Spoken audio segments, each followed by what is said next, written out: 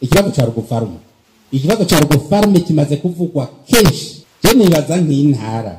Abanyentara nibaza ko bakwiye kwicara ikibazo ca Rugofarme. Uwo n'umushikiranganje wa mbere wa leta y'u Burundi Gervais Ndirakobuca hari mu rugendo yari yakoze mu ntango z'uko kwezi kwa kane mu ntara c'Ibitoke. None mu ntara ntibashobora gushiraho ini komisiyo ijeje kwiga icyo kibazo abo bantu bafite muri yose bakamenyekana bose. Umwe wese n'amahegitari afise.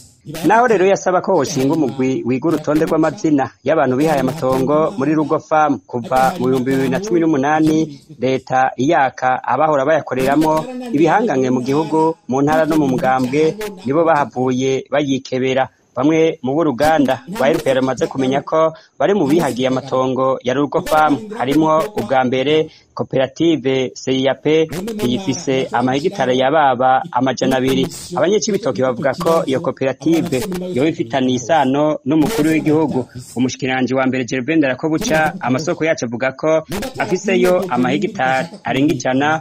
Umushikiranganje w'uburimyi n'ubworozi amahegitari arenga 100. Utwara ibiro bicecwe uburimyi n'ubworozi mu ntara y'Ibitoke amahegitari arenga 100. Buramatari w'intara y'Ibitoke amahegitari arenga 30. Abashinga amateka bo mu ntara y'Ibitoke mu baturuka mu mugambo CNDD-FDD bafise amahegitari arenga 100. Abarongozi b'umugambo CNDD-FDD amahegitari arenga 100. Ba mustanteri b'amakomine agize intara y'Ibitoke bahawe amahegitari arenga 50. Kumwe rero na koperative Sangwe yahawe amahegitari arenga 200.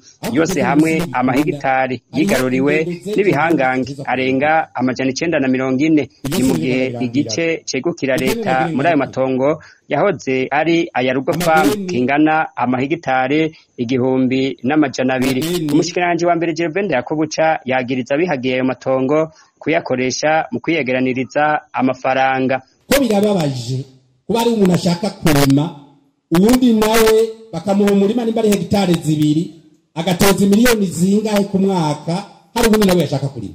Birababaje. Amasoko anyuranye ya RPA mu ntara y'Ibitoke avuga ko ku mezi 4 gusa abari mu muceri muri ayo matongo yahoze ari aya Rugofarme ihegitari imwe bayikota ku miliyoni 3 mu mezi 4. Uruganda rwa RPA rwifuje kumenya ico bakiriko kirakorwa kugira ngo hashinga umugwi ukurikirana abihagiye ayo matongo kuko byasabwe n'umushikiranganje wa mbere. Ariko umwe mu bakozi bo mu biro by'uburimyi n'ubworozi mu ntara y'Ibitoke atifuje ko izina ryiwe rimenyekana. Yabwiye RPA ko iyo komisiyo yasabwe n'umushikiranganje Ndirakobuca itarashingwa.